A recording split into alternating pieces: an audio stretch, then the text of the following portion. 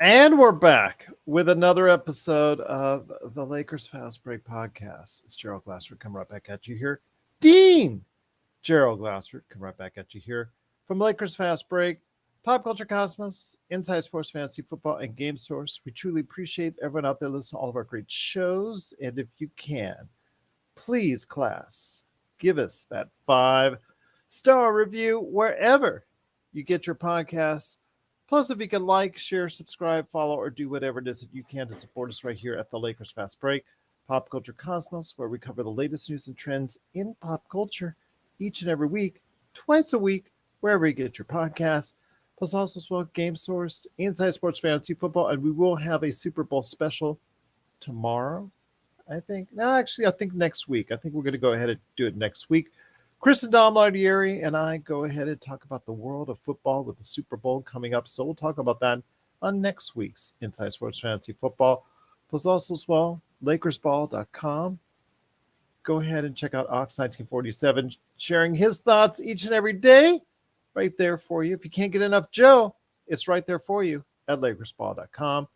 Plus, if you want your lawn transformed into something magical that even Disney can't rival, go ahead and check out Simblades if you're in Southern California. Simblades with a Y.com. Plus, our good friends at Lakerholics.com, Laker Tom, and also Jamie Sweet are right there for you anytime you want to go ahead and share your thoughts in the world of the Lakers at Lakerholics.com. Plus, our good friends at the Hoop Heads Podcast Network. And if you can do all of that, it is sincerely appreciated. Well, I was going to go ahead and do a NBA observations today on the MVP race, what's going on with the Western Conference, potential trade partners for the Lakers and all that. But I received a memo from the faculty here at Lakers Fast Break University stating, Dean Gerald, there's a momentous anniversary coming up on the 1st of February. And I looked back into the halls, the records, and sure enough, I went to the library and came out of the library with the exact records because this date, 15 years ago, Pau Gasol, you could even say by his surname, Pau Gasol Saez, was traded from the Memphis Grizzlies to the Los Angeles Lakers for a great slew of draft choices, which included his brother as well, who had already been drafted by the Lakers, but had yet to play in the NBA. But we all know what happened then in regards to his career in Memphis. And then, of course, eventually was traded back to the Los Angeles Lakers, or actually signed as a free agent after his winning championship in Toronto. But the Lakers traded Pau Gasol at a second-round draft pick in exchange for Kwame Brown, Javaris Crittenton, who is often, I understand, with his legal troubles, a great joke amongst Lakers fans. But yes, it was Javaris Crittenton a part of that trade. Also as well, Aaron McKee, the draft rights to Marc Gasol, and first-round picks in 2008 and 2010. So this was a big trade pulled off by Mitch Kupchak. The first real trade that he did out of the shadows of Jerry West. And what happened? It was a home run. It probably couldn't get a better trade in Lakers history. Maybe the Kareem Abdul-Jabbar trade, you could probably say maybe worked out a little bit better, but my God, it's close because the Pau Gasol trade truly transformed the Lakers from a team that needed that one extra little thing into a 3-time finalist with him going forward, with the Lakers winning 2 of those times to the NBA Finals and becoming a back-to-back world champion on the backs of him, Kobe, Derek Fisher, and all the rest right there for you. But here today to talk about what's going on with this Pau Gasol trade. As we remember, Pau Gasol, 15 years after he came to the Lakers, and also acknowledge that on March the 7th that he is going to have his jersey retired and hung up to the rafters. Hopefully, as Joe has asked and surmised, in between Kobe's 8 and 24. Good man indeed. You got to go ahead and hear his lecture every single time out right here for you at Lakers Fast Break, LakersBall.com, and Simblades.com. It is Professor Joe Soro. And Professor, I see you've done your research, which I know is always in question, but I think you did a good amount of research. And knowing today this is the 15th anniversary of the Pau Gasol trade, you know exactly how important he is to the last back-to-back championships we've had as a Lakers club. We've detailed it a little in some of the shows in the past. I'll reiterate a few things in terms of what happened that day, and then I'll get into a little bit more detail about the draft picks and kind of what happened after the trade. I'd say probably 5, 6, 7 years, that whole window. I was in my truck traveling to LA from San Diego.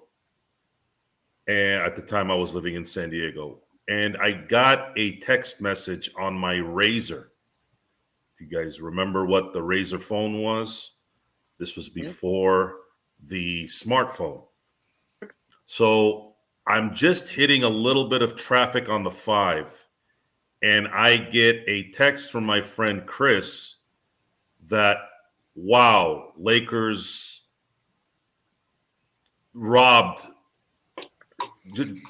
stole something, right? And I knew right away.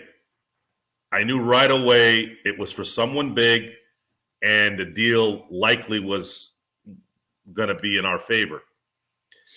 The first thoughts in my head were, for sure, Kwame was going to be in the deal, and then it was probably going to include either Andrew Bynum or Lamar Odom. And my instinct said it was Jason Kidd. All of a sudden, and at the time, guys, I couldn't get on the phone and go look at ESPN.com. Like it took a minute to do that kind of stuff. So yeah, we didn't have high-speed internet back then, folks. Yeah, so I was texting him, and then finally he called me. Right when I was losing my patience on, like, who the freak was it? So he calls me and he goes, dude, you guys got Pau Gasol. And I went, what? I go, okay, who, did they send Lamar over there? He goes, no. I go, what about Bynum? He goes, no. At this point, I'm like, who the hell did they send over there? They sent, obviously, Kwame Brown, Javaris Crittenton, Aaron McKee. Let me get to the Aaron McKee part. Aaron McKee was sitting at home. He was finished. They called Aaron McKee up. I believe it was $1.1 million, if I remember correctly. I have to check. They called him up and they said, hey, we need to trade you. And he's like, what? I'm not even playing. He goes, well, you're still kind of can be involved here. We're going to pay you $1 million or whatever it was exactly it was, and then we're going to trade you in Memphis. Gee, I wonder what Aaron McKee thought about that. There's actually been, especially in that 2000 to 2010, 2012 little decade plus, where there were players that, like Keith Bogans, was always added on as far as a trade, and you've seen this before, where players that are actually just left the team or were waived recently were actually added back on to the deal just for a salary filler, and they would actually literally still, like you said, Aaron McKee, just stay at home.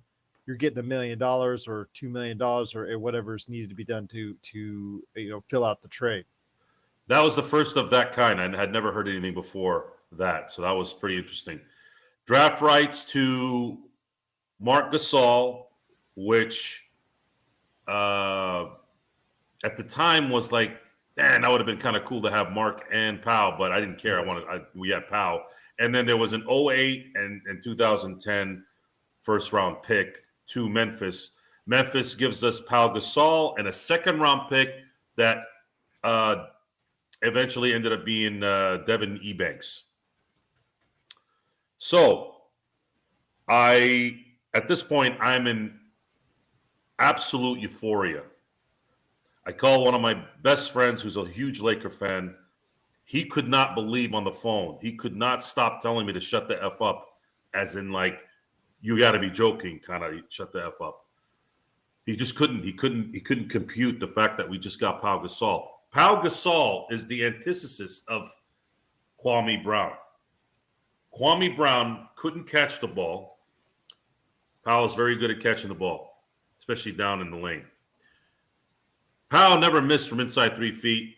Kwame could miss a dunk. He was half a genius. Kwame, unfortunately, wasn't even 1/10 of a genius. Everything that they didn't have in Kwame Brown, Pau Gasol did, and it did it at an all-time level. And the fact that you're playing the triangle, which other than Shaquille O'Neal, that system was tailored for a player like Pau Gasol. So we were not surprised the moment Pau Gasol put on a Laker uniform and went onto the court, he was going to make an impact, and he did. I believe he had 26 points and 13 rebounds in New Jersey. Kobe, that was the game Kobe broke his finger that never healed. Remember that little bandage he put on his finger the last 5-7 years of his career? That was the game that he broke his finger. He only scored 6 points that night. And I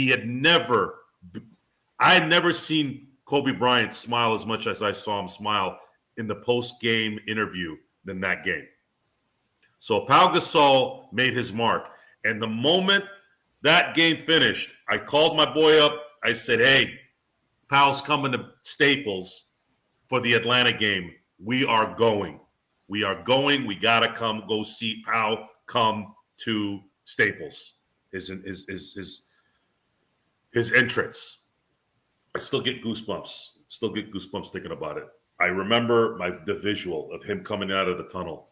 And I mean, the crowd was just elated.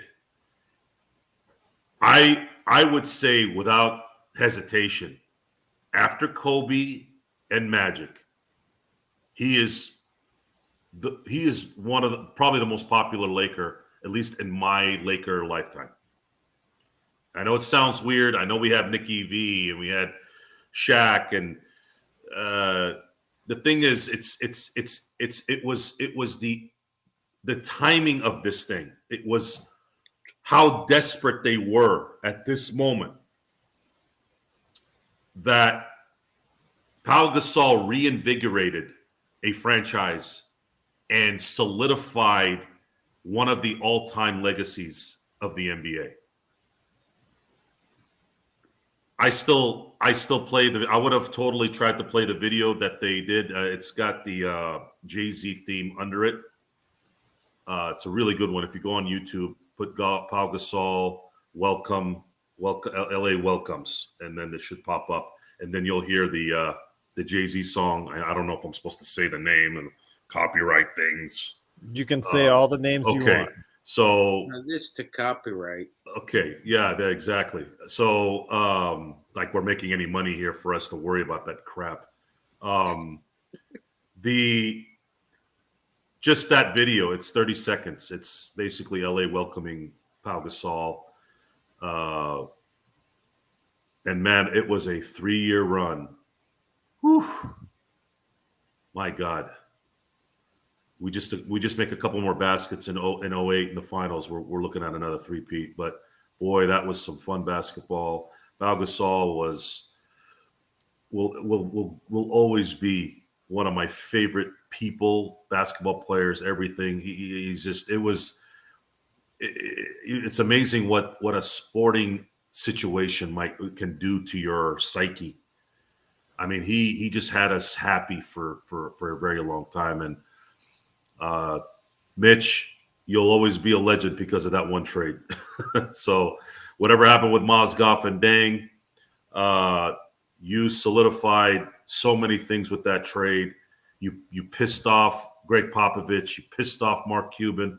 You pissed off Dan Gilbert. That enough should be Hall of Fame worthy. But even legends have bad days. Well, I'm gonna play a homer. I'm gonna put my homer glasses on. I think there was something else behind the Mozgov dang acquisitions because I know I've said this before. We never got a chance to see what could have happened with Chris Paul, and Mitch did that trade as well.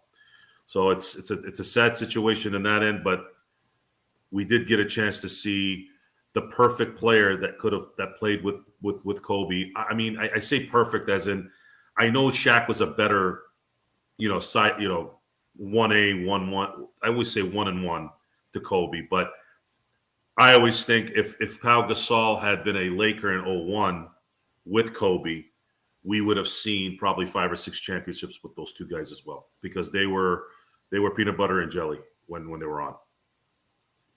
Once again, it is the Lakers Fast Break. It is Lakers Fast Break University. I am here with Professor Joe Soro and also as well here today. Good man indeed. You got to go ahead and check him out whenever he's here. He is the Magic Man, the madman from Toronto. He just can't get out of Toronto traffic unless he's conducting a course, which he is today. Please go ahead and listen to his lecture as he talks about the greatness of Pau Gasol with the Lakers. It is, of course, Magic Man, Professor Sean Grice.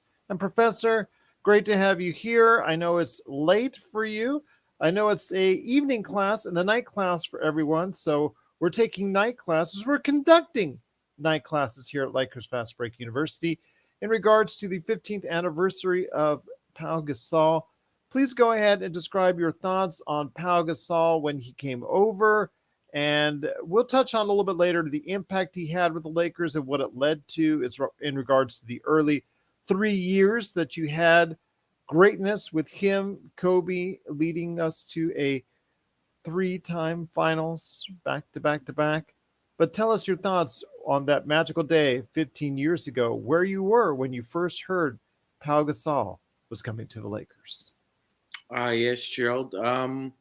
Well, it was kind of significant in a way because it was an advent to what turned out to be a pretty good Super Bowl that year, and that's what I remember as well. It was around the Super Bowl, and I was driving home from work, and normally the Raptors play Sunday nights around 6 p.m.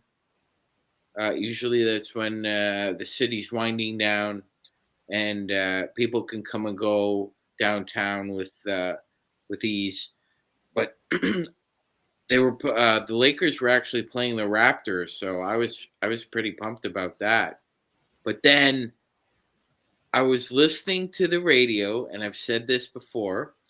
"Smoke on the Water" was playing by Deep Purple, and I just happened to turn it to a local sports station called Fan 590 here in Toronto, and they said, "Breaking news: the Lakers have acquired Pau Gasol." And I'm on the Gardner Expressway, and it's equivalent to the 405 in Los Angeles.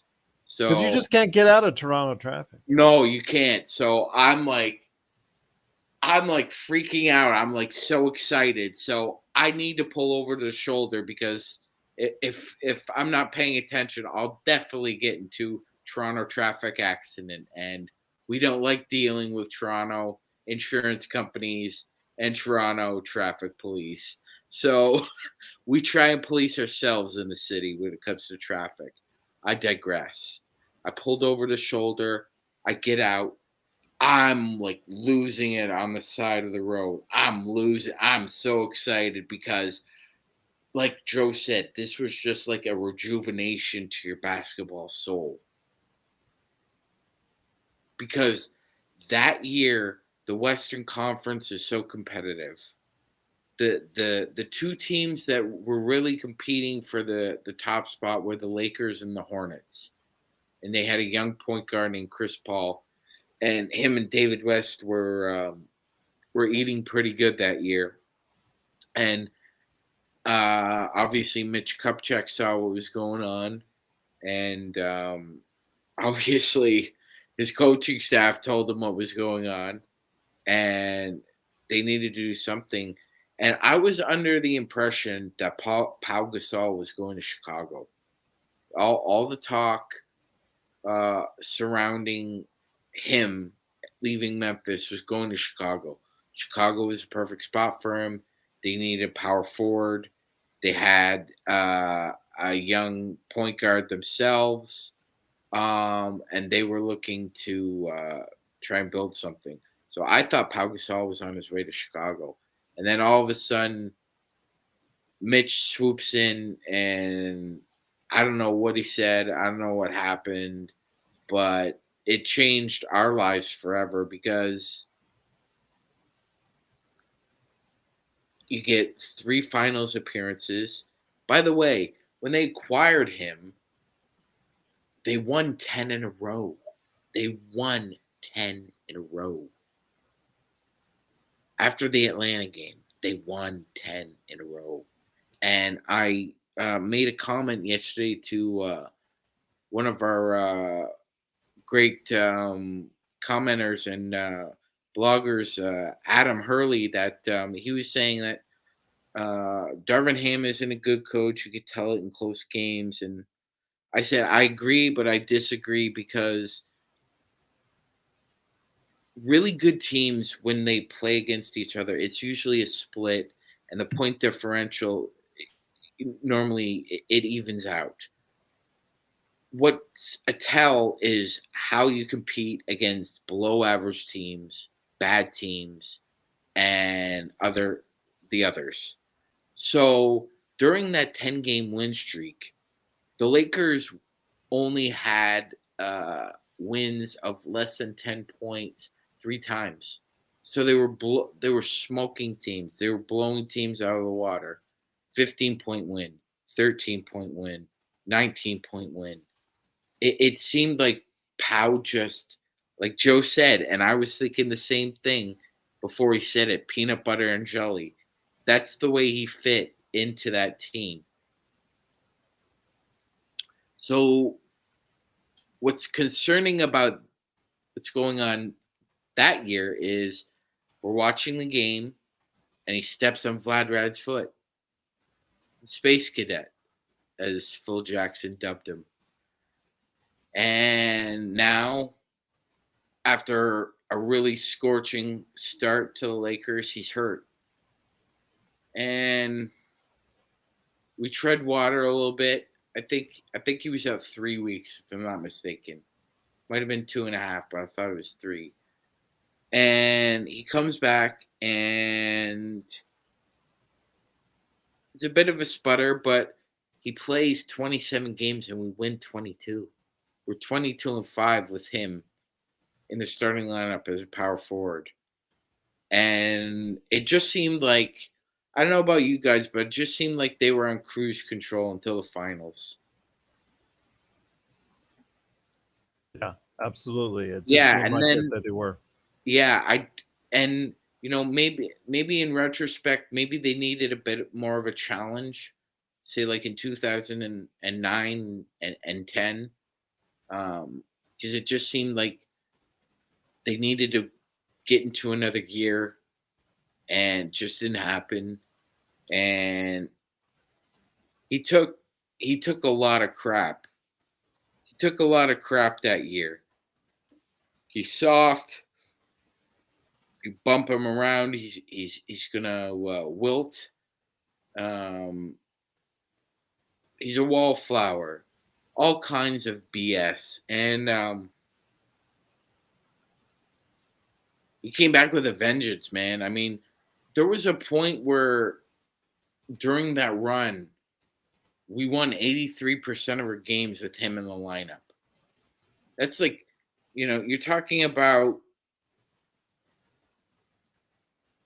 Michael Jordan didn't even win 83% of his games with Scottie Pippen.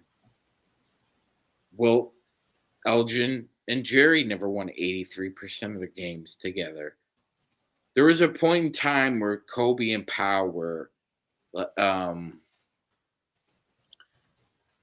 was like yin and yang. Like Joe was saying, like peanut butter jelly, yin and yang. It's just, there was a flow there.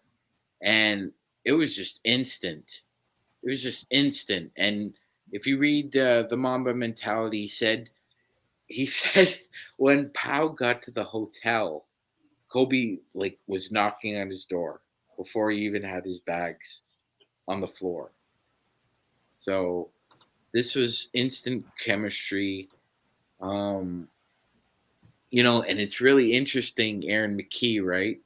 Because Aaron McKee was on the Sixers when we were in our three-peat, and there he is being kind of like the missing link to the 09-10 championships.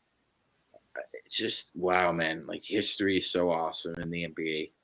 And I often think about the Lakers' rich history, Gerald, and it reminds me of that scene from Gladiator where Maximus is walking through the tent and he's being just covered in blood, and they say, "The gods favor you." That's what it seems like with us. For whatever reason, it's fortuitous luck, call it shrewdness. There just seems to be an element that the Lakers have within the thread of the NBA history where things just end up working out some way, somehow. Once again, it's the Lakers Fast Break. Welcome to Lakers Fast Break University. Class is in session as we talk about the 15th anniversary of the Pau Gasol trade, a trade which transformed the Lakers from a good team to a championship-winning team in a very short amount of time. And Joe, feeding on what Professor MagicMan said in regards to his thoughts on what the Pau trade did, 10 wins in a row right off the get-go. And it looked like even then we were going to go ahead all the way for a championship, that was the key right there and then.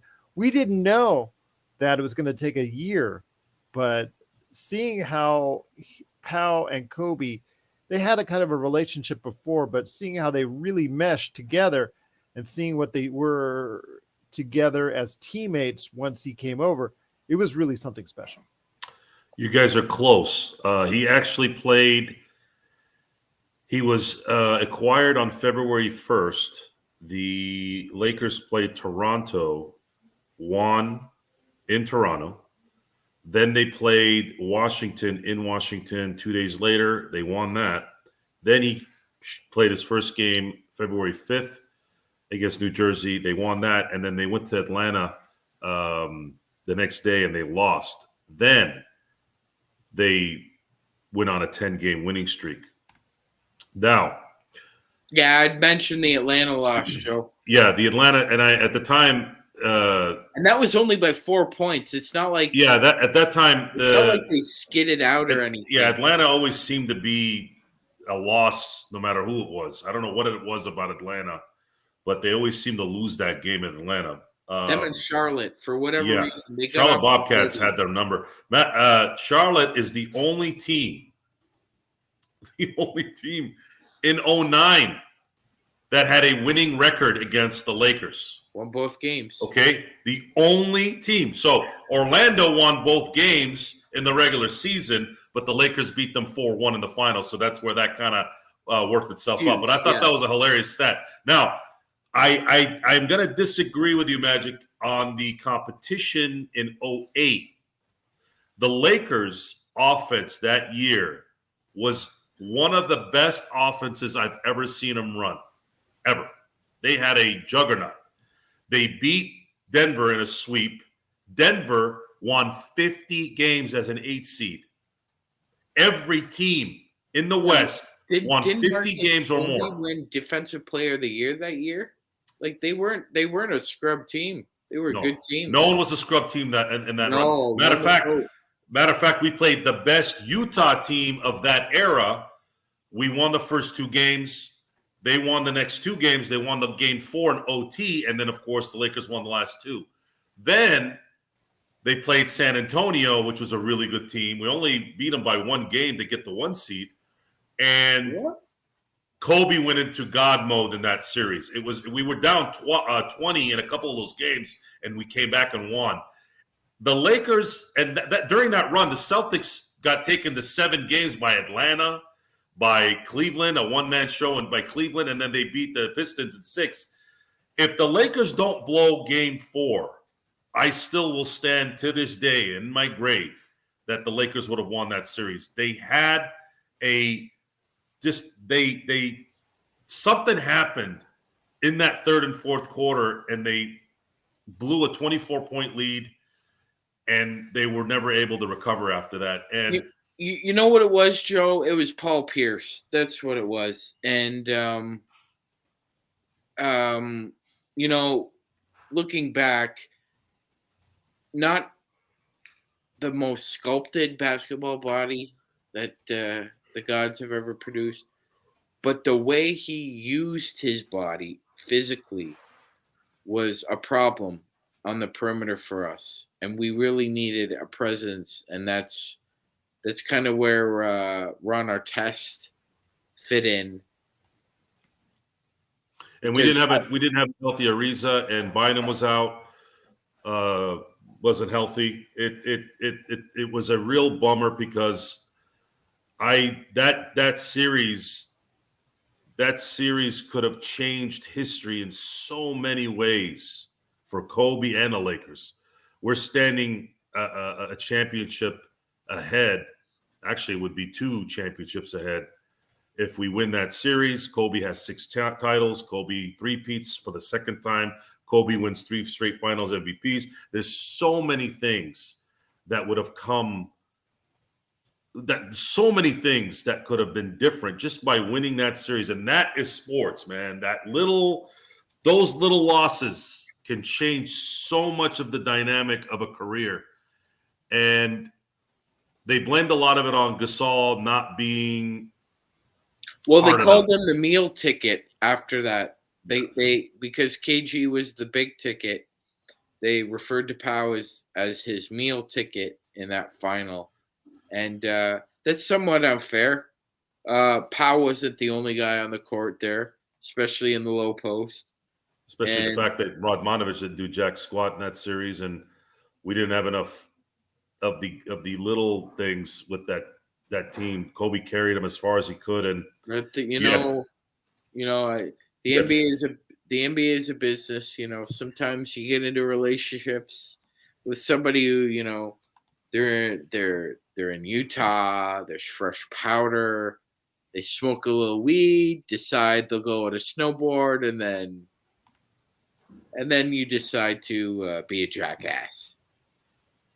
And being a jackass is one thing, Joe, because we found out about myself a few days ago. But admitting you're a jackass, having some integrity, having some respect for what's going on, he didn't. He lied about it. And, man, that was just you're right. I mean, we dealt with injuries, but, there's no excuses. Every team deals with them. For God's sakes, we made a name out of Leon Poe that finals. I had never heard of Leon Poe before. And 14 free throw attempts that caused in game 2. That caused me to drink 2 bottles of red wine that night. That was a bad loss. That was, I would say, I mean, I'm still hurting from the Green Bay Steelers Super Bowl loss, but boy, if there was a loss I wanted back, it was that game, game 4. Because if the Lakers tie that series up, they win game 5. Celtics are peeing in their pants in game 6 with a Kobe Bryant coming in their building. I just don't see Kobe losing 2 in a row in Boston. It's a bummer, man, because it changed so much. It changed so much of history. Kobe would have been 2-0 against the Celtics. They would have passed the Celtics with Kobe being the catalyst. Kobe wins 3 straight Finals MVPs. Kobe has 6 titles. Pau Gasol has 3 titles. It would have finished everything off. It would have been the ultimate culmination for Dr. Buss in buying the team in 1979, and then in what 30 years. 30 years, he takes over Red Auerbach's seat. And he gets it 3 times.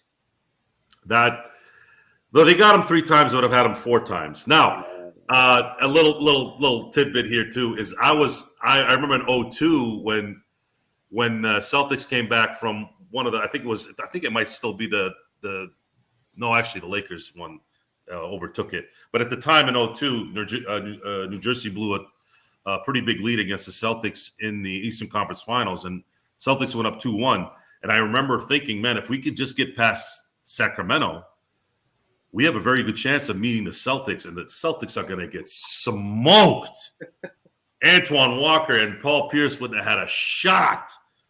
And freaking New Jersey ruined it. And I remember after we won Game 7, I was like, God, why couldn't we have had the Celtics? At least the finals would have been somewhat interesting. I go, this is going to be a sweep.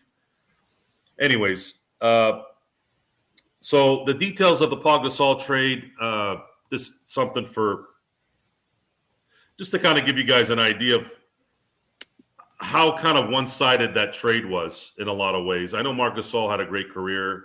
They got something out of it. But the 2 other first-round picks Memphis got was, I believe, the one in 2008 was for Dante Green out of Syracuse. If you're saying who, I think everyone else is too. The 2010 he's in jail now. Yeah, well, there you go. That transaction netted 2 convicted felons apparently. The pick in 2010. Actually, you could also say 3 if you want to include Mitch Kupchak. Yes. Why? Because of the robbery on Memphis. Why do you got to be so?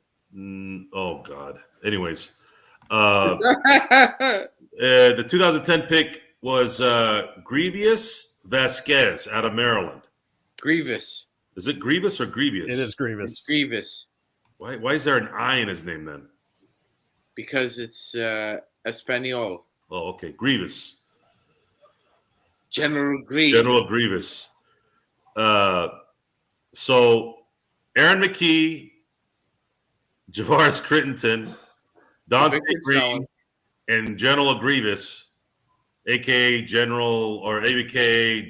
Grievous Vasquez, and then Marc Gasol for Pau Gasol and what would be a draft pick in the 2nd round for Devin Ebanks.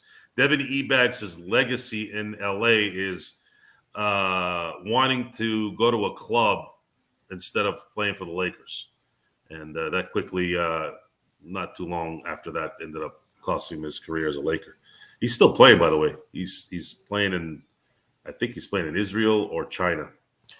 Actually, he might be playing in Saudi Arabia. So I'm sorry. I think he's in Saudi Arabia now.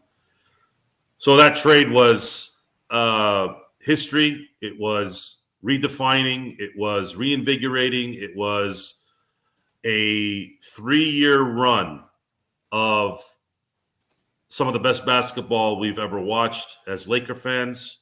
It netted us 2 titles. It allows us to watch the Lakers finish off the Celtics in their revenge series in 2010. And it just was a very satisfying run. It could have been perfect, but it still was a damn good run. And I'm looking really forward to seeing Pau in Staples for the last time as a participant here with his jersey going up the rafters on March 7th. Once again, it's the Lakers Fast Break. Welcome to Lakers Fast Break University, Lakers History 101. We're discussing the 15th anniversary of the Pau Gasol trade. Professor Sean, I wanted to ask you this with about 20 minutes left in the class. Please inform the students in regards to the impact of it overall with Pau and Kobe. How devastating was that as far as an inside-outside combination that the NBA certainly had trouble with keeping up? Yeah, Gerald, there have been some really special pick and roll combinations in NBA history.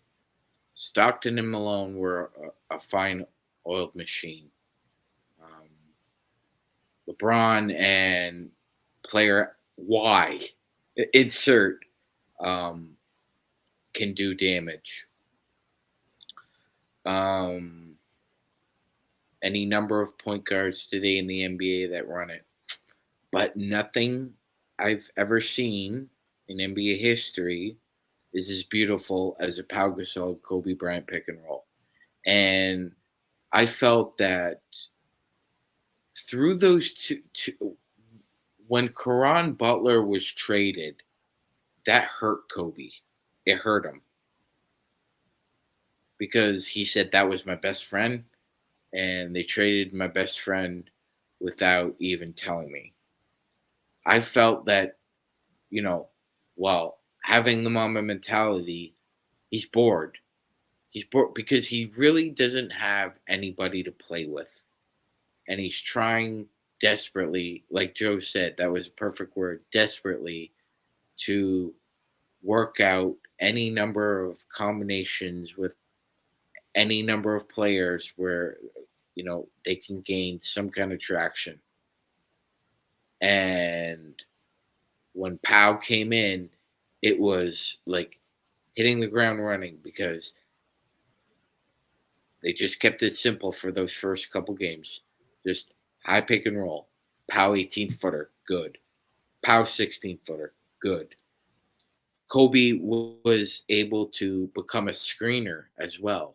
So not only was he able to initiate the pick and roll, he became the screener. And his idea was that as a screener, I'm the most dangerous player on the court because, well, the defense is primary focus is on the ball handler and then the roller. As a screener, I'm able to incorporate any number of variables where we get the best shot possible. So Pau opened up his basketball brain. It was like watching Free Willy go over back into the ocean. That's what it felt like when Pau and Kobe were on the court because it was just poetry in motion.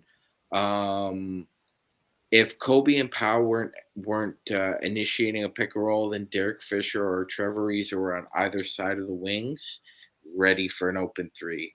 And we all know Fisher's story, Gerald. His jump shot was okay when he came into the NBA, but he really worked on it, and he became a significant contributor to Pau. Um, you know, outside of that, Gerald, even outside of the championships, when we had that injury history, we needed Pau. We leaned on him to be the facilitator. When Nash is out, Kobe's out. Pau's really the only pure facilitator on the court at that point, and we needed him more than ever. So he was a very unselfish player. I'm guessing if he wanted to, he could have averaged a handful more points, handful more rebounds, but he was good being 18, 9, 4, 2.5. I shoot 50% from the field.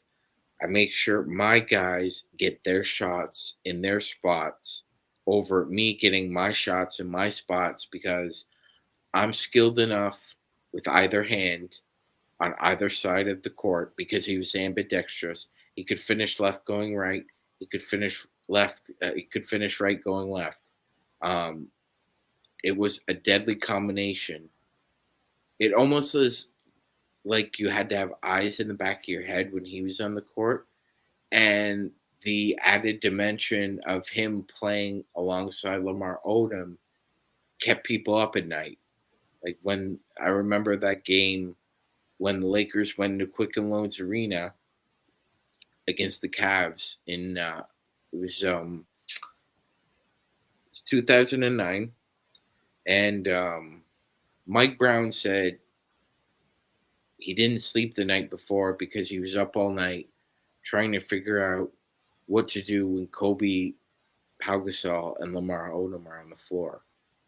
Now, turns out that Cleveland jumped out to a pretty big lead, Eventually, Lakers won. That was more to do with Lamar Odom than Pau Gasol. But the fact is, Gerald, Pau Gasol and Kobe Bryant attracted a lot of attention, and we need guys to eat outside of that. And we had them. We had them. Last thing I want to go ahead and cover before we head on today's class. Joe, I wanted to go ahead and hit you up with this question. We can discuss it in real detail as we have a little under 15 minutes left. Thanks so much again for watching and listening here at the Lakers Fast Break University. Lakers History 101.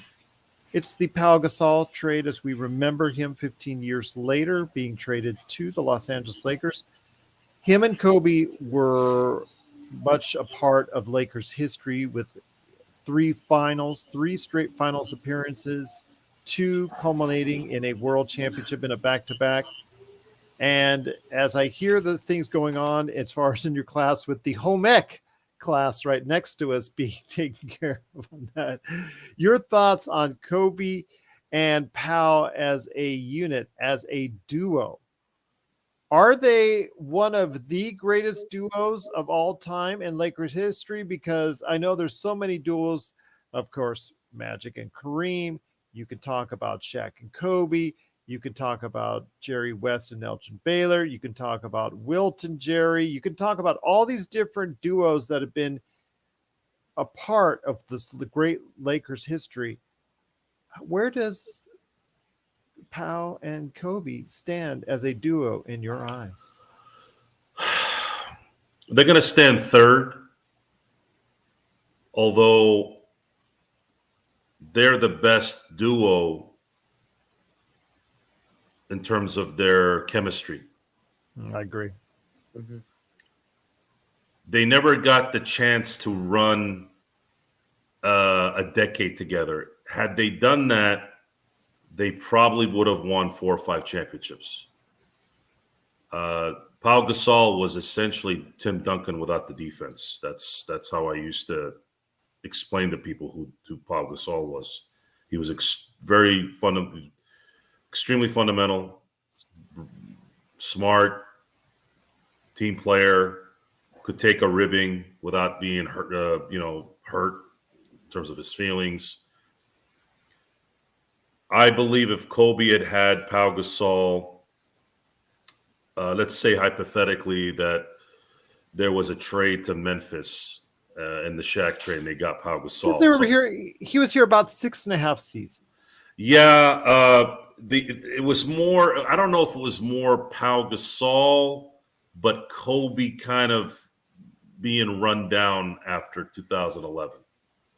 That loss to Dallas in the 2011 playoffs. Not a lot of people know this. Kobe's knee was bone to bone. It was pretty bad. His knee was pretty bad. He wasn't the Kobe that we were. He had run out. He had extended himself at that point. Now he did go to Germany and do the platelet surgery and start kind of getting back a little bit of what he had, but he needed some reinforcements. He needed someone that could take on a lot of the perimeter and guard play, if you will. They did that.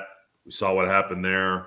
They got rid of Pau Gasol and Lamar Odom a year early, which is what you're supposed to do, and they could have gone another route that way. But the window was 07, 08 to essentially 2010, 2011. So you're talking about 8, 9, 10.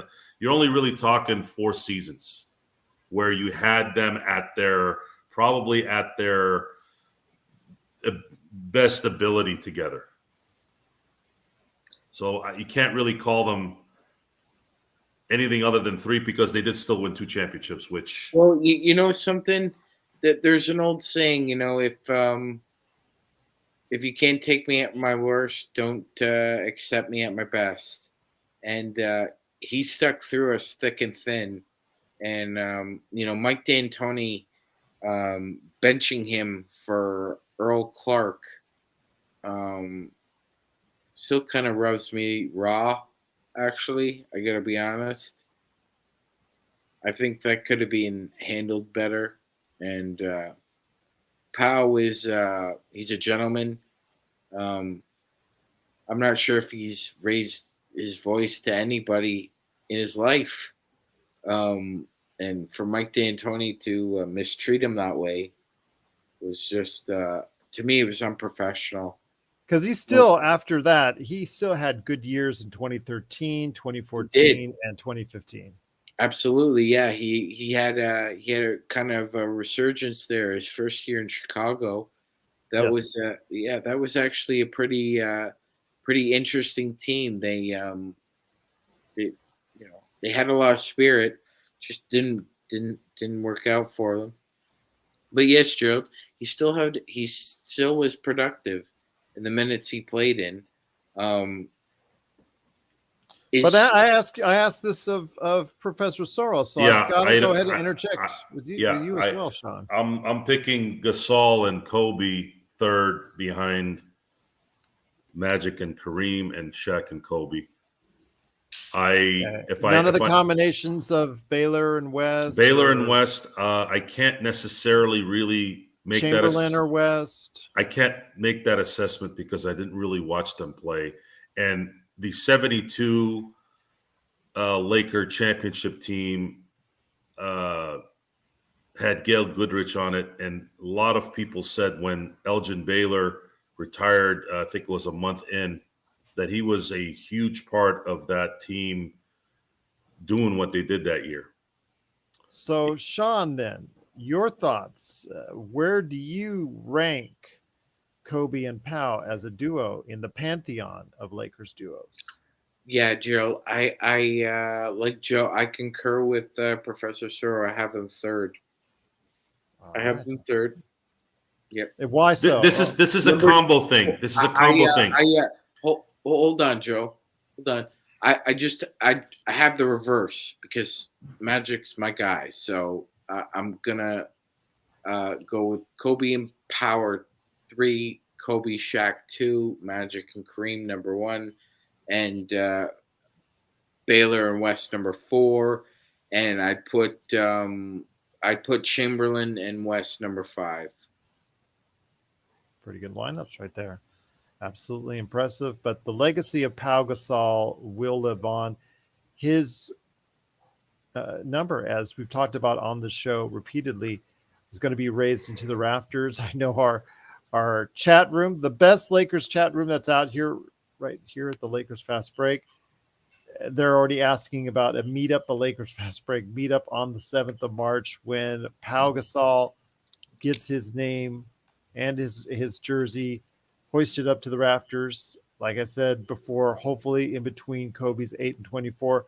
What will that mean to you, and what will that mean to him, both of you guys, in regards to him having his jersey retired before we head on out? Yeah, he's going to be very emotional that night. He's very stoic, but you're even Joe is a man of flesh and blood. Are you sure? We might have to take him over to the biology class to find out. Get the dissecting tools. Hey, hold on a second. This right here is an insulin pump I require to live. Technically, Gerald, that makes me a cyborg. Okay. Wow. Joe, we're not Soro, taking you to buy. We're not taking Soro is a man of flesh and blood, and like Pau, he has feelings, even though he says he doesn't. He does. Pau's going to be very emotional. I agree with Joe. I think it's only like kismet that Pau have his number beside Kobe. I think it's righteous, Gerald. I think it's righteous kismet that they should be aligned forever. And I think, with any relationship, Gerald, as you know, you take the good, the bad, and the ugly all together, and it creates an authentic reality. And the authentic reality is that we acquired Pau Gasol, and both lives changed forever. Pau's and ours as fans. As a Laker fan, I've enjoyed 6 championships. He was a part of 2 of them.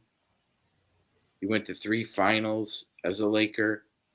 It cements him, to me. It cements him as the best power forward to play as a Laker. Gary is looking for tickets right now for the 7th of March for that retirement ceremony. Professor Joe, before we head out, my friend, because we have less than 5 minutes left, share us your final thoughts on the Pau Gasol trade and Pau Gasol's legacy with the Lakers. Pau Gasol, based off his international play and his career in the NBA, will be a Hall of Famer.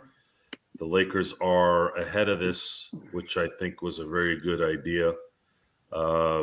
Putting the 16 between 8 and 24 is not only aesthetically pleasing, it is exactly what happened. Pau is the middle of the 8 and the 24 of the Kobe careers. And what Pau Gasol has done post Kobe 2020, he's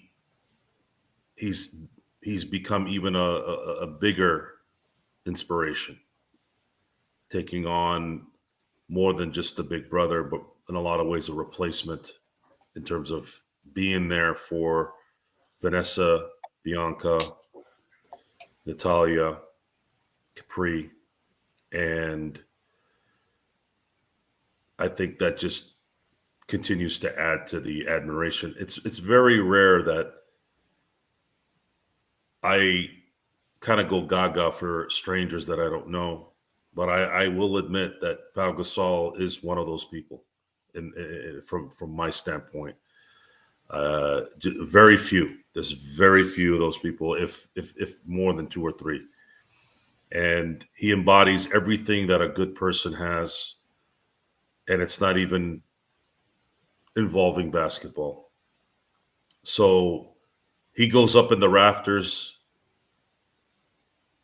as a basketball great, as a Laker great, and it's also enhanced that he is a humanitarian in every way, in every angle, on top of everything. And that's just, it just makes you happy. It makes you happy to see good people like that around, and makes you feel positive about humanity.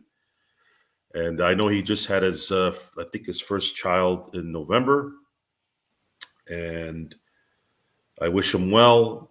I will be there to celebrate him as I did the first time he stepped into Staples at the time.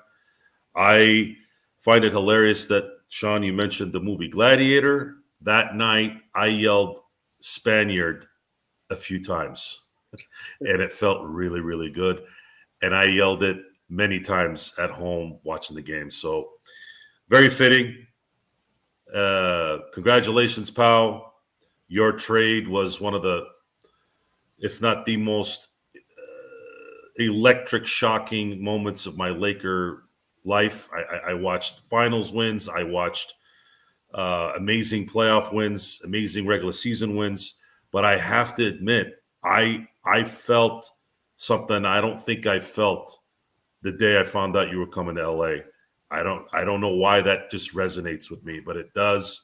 And I'm so happy you did come to LA, and God bless you and your family. And congrats on your jersey going up with all the Laker greats. Thanks so much, class, for joining us today for Lakers History 101. If you have questions for us, always Lakers Fast Break on any social media outlet, including, of course, Facebook, Twitter, Twitch, Trovo, of course, right here on YouTube.